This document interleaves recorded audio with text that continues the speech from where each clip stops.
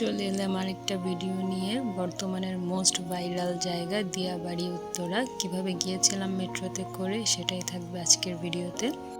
তো ফার্স্টেই আমরা রিক্সা করে চলে গিয়েছিলাম ঢাকা বিশ্ববিদ্যালয় স্টেশনে এবং সেখানে গিয়ে দেখলাম এত লম্বা সিরিয়াল, অর্থাৎ আজকে নিতে নিতে আমাদের আর যাওয়াই হবে না এমন অবস্থা। তো আমরা সেখান থেকে চলে যাই পরের স্টেশন অর্থাৎ শাহবাগ স্টেশনে এবং সেখান থেকে টিকিট কেটে আমরা মেট্রোতে উঠে যাই।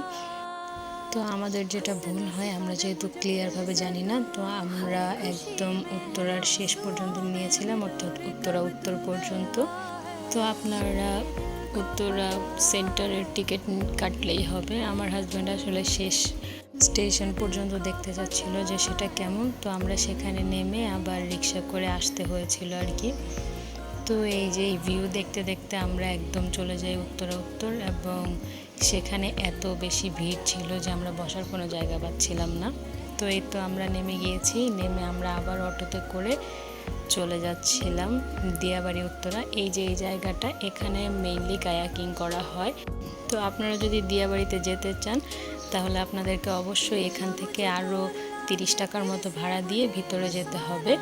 তো এই যে মেইনলি দিয়াবাড়ির যে জায়গাটা, এখানে হচ্ছে কায়াকিংও করা যায় এবং ঘোরার জন্য খুব সুন্দর জায়গা। আর খাবার দাবার এখানে মোটামুটি স্ট্রিট ফুড ভালোই পাওয়া যায়। তো এই যে এখানে পার পারসন অথবা 1 থেকে 4 জন 30 মিনিট করে নিলে আপনাকে দিতে হবে 200 টাকা করে। আর যদি আপনি সময় বাড়ান সেক্ষেত্রে টাকা হয়তো কিছু কম দেওয়া লাগবে। আমার হাজব্যান্ড যেহেতু সাঁতার জানে না, তো সেজন্য আমাদের কায়াকিং করা হয়নি, সে খুবই ভয় পায়।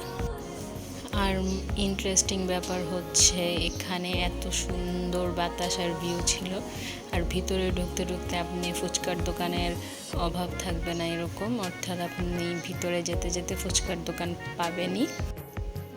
আর লেকটা খুব বেশি বড় ছিল এরকম না, আমরা একদম শেষ পর্যন্ত হাঁটতে হাঁটতে গিয়েছিলাম। আর এই যে এখানে কৃষ্ণচূড়া, কালারিং ফুল, এত সুন্দর ভিউ ছিল এবং ঠান্ডা বাতাস, আর ভিউগুলো থেকে চোখই সরানো যাচ্ছিল না। আর এই যে একটু পরেই দেখবেন যে ফুলগুলো কিভাবে ঝরে পড়ে আছে এই চালগুলোর উপরে, দেখতে আরও বেশি সুন্দর লাগছিল। আর ওয়েদারটাও একটু মেঘলা মেঘলা ছিল, যদিও জানতাম যে বৃষ্টি আসবে না। তাই এই ঠান্ডা ওয়েদারে খুব আরামে আমরা হাঁটছিলাম একজন আরেকজনের হাত ধরে। আর এই যে এখানে পানিগুলো কি সুন্দর, ফুলের যেই পাপড়িগুলো ছিল এগুলো ভেসে ভেসে আসছিল, আর কৃষ্ণচূড়া ফুলগুলো কুড়িয়ে নেওয়া যাচ্ছিল এরকম অবস্থা। তবে একটা হতাশাজনক ব্যাপার হচ্ছে মানুষ এখন বেশি যাওয়াতে সেখানে নোংরা করে রাখে, অর্থাৎ টিস্যু, ময়লা, বিভিন্ন ধরনের জিনিসপত্র ফেলে রাখে, যার জন্য এখন পরিবেশটা একটু নষ্ট হচ্ছে। তো আমরা সেখানে ঘুরতে ঘুরতে প্রায় সূর্য ডুবে যাচ্ছিল, তা আমরা আবার ব্যাক করলাম। তো আমরা এবারে আসার সময় কি যেটা করেছি, আমরা উত্তরা সেন্টারের জন্য রিক্সা নিয়েছি এবং ভাড়া ছিল 30 টাকা, এবং এই ভাড়াটা নাকি ফিক্সড, তাই তাদের সাথে আর সেরকম দামাদামি করা যায় না। এবং যেতে যেতে আমরা দেখলাম স্ট্রিট ফুডের অভাব নেই, এবং এখানে দেখলাম পাশে আবার আপনার অনেক ধরনের গাছও বিক্রি করে। তো আমরা আসার সময় যখন টিকিট কাটতে যাই তখন আমরা দেখি যে টাকা নিচ্ছিল এবং সাথে সাথে আবার ব্যাক করে দিচ্ছিল। তো মেইনলি যেটা হয়, টাকা আসলে ভাঙতি ছিল না। তো আমরা আবার টিকিট অন্য জায়গা থেকে কেটে এই যে চলে আসলাম ঢাকা বিশ্ববিদ্যালয় স্টেশনে, এবং সেখান থেকে নেমে আমরা একটু টিএসসি যাই। টিএসসি গিয়ে আমরা স্ট্রিট ফুড খাই।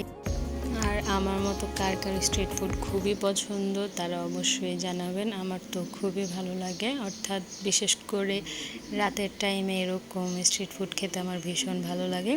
তো খাওয়া দাওয়া শেষ করে আমরা কতক্ষণ আড্ডা দিয়ে তারপর বাসায় চলে আসি। আর ভিডিওটি কেমন লাগলো অবশ্যই আপনারা কমেন্ট করে জানাবেন। এই পর্যন্তই, সবাই ভালো থাকবেন। আসসালামু আলাইকুম।